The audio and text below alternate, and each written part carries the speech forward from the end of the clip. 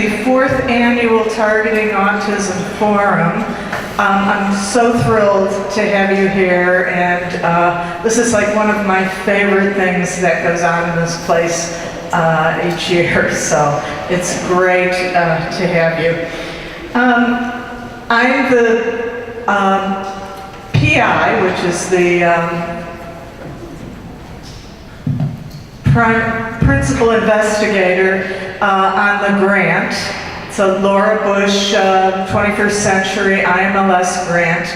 And I want to take this time to introduce the project team. So when I mention you, if you could stand up, that would be great. Mary Pellich, who's been wonderful. She's the autism trainer and consultant, and she's available if you have any questions or you need somebody to come out in your library and consult. Mary's wonderful. So also, is Suzanne here? I don't see her. Okay. Suzanne! Yay! I was just going to ask you to stand up, but since you haven't sat down, Dr. Suzanne Huggins from Dominican University, the School of Information Studies, is our partner in Targeting Autism. So great to have you. She's puts together the in-person training for this project. And I have to mention Ruth Small, Dr. Ruth Small, who could not make it today, but she is the other partner in this from Syracuse University, and her role in this has been to add autism modules, actually one targeting autism module with little sub-modules, and we're going to get a sneak peek at that later on. She couldn't make it here, but her graduate assistant, Katie McGinnis. Is Katie here? Yay, Katie!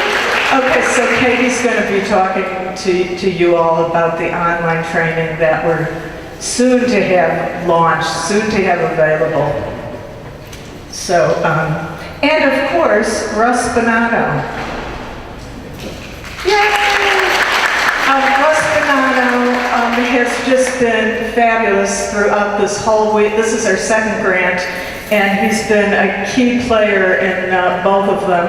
And he was the former director of the Autism Program of Illinois, and he has since moved on to be the CEO at a nonprofit in Bloomington, Indiana called Life Designs.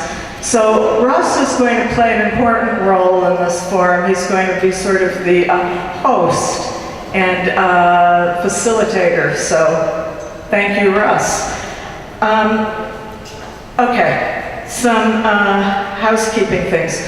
On your tables, you have an evaluation, and we just want you to make sure that you complete.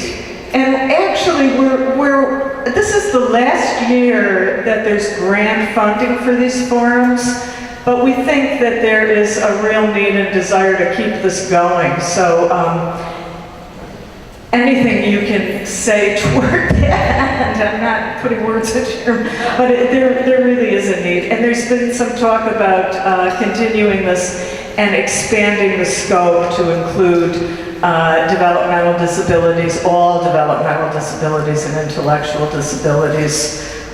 So anyway, I know that some of you are leaving after today, so if you could complete the evaluation today, that would be great.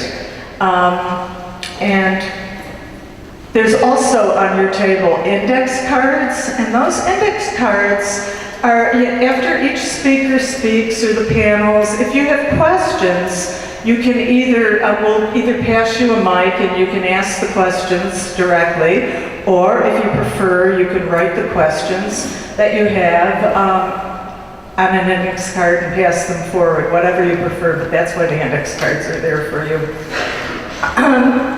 I guess I should tell you where the bathrooms are, because I know you have there's a lot of new people that haven't been here before. I think the 60% of you have not been to another forum. So the bathrooms are on either side of the elevators on each floor. So Yeah, back there. Also, if those of you that are getting PDUs, I know there are some of you that are, it's important, I'm going to have Gwen stand up, but she hasn't sat down either, but that's Gwen Harrison, and she needs to see you as you're checking in each day and as you're leaving each day. So, because you want to make sure that you get your PDUs. Okay, now we're going to do, and I have some sad news. I've got to start this, program, sadly, on kind of a somber note. But many of you know Deborah Vines. Okay, she's got a nonprofit called The Answer, which I believe was a TAP partner. And she and her husband have an adult child with autism, who's, I think he's 32 at this point. Anyways, her husband died last Sunday, after a really difficult battle with non-Hodgkin's lymphoma. So we were so saddened to hear this. And her husband has been both of them have been just amazing supports for their son. And I wanted to share with you a little video that her husband, James, produced, because he started